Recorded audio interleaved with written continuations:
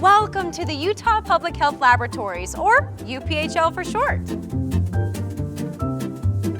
Chances are you haven't heard of UPHL, unless of course you're one of those people that's really interested in rabies testing, and if that's the case, you probably already work here. Much of our work happens behind the scenes, far away from public view, but our work affects every single Utahn. For instance, we conduct newborn screenings for every baby born in our state to help prevent 42 life-threatening disorders, giving the little tyke the best possible start at a healthy life. And we're fast too, with 92% of babies having their results back by their 7th day of life.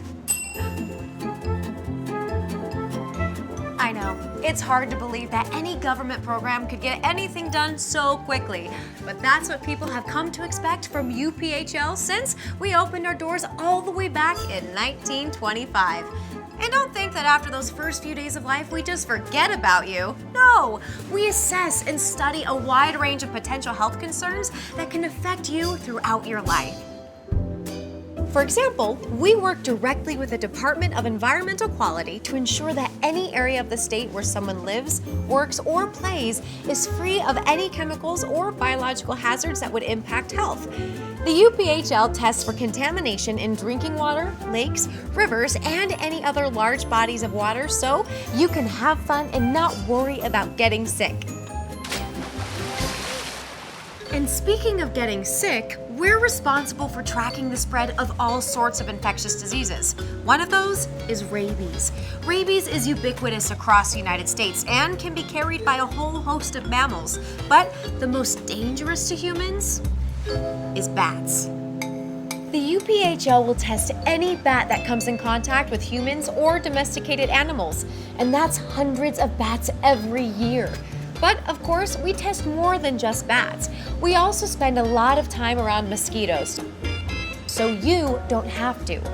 Our arbovirus lab tests an average of 6,700 mosquito pools every year for a multitude of different viruses. As you can see, we're big fans of germs, while studying them and the ways to prevent them. In fact, we're part of the influenza surveillance system, which helps to identify novel virus strains early on to help to determine the next year's vaccine composition. But of course, dangerous diseases can come from more places than just bats and mosquitoes. Food. That's right.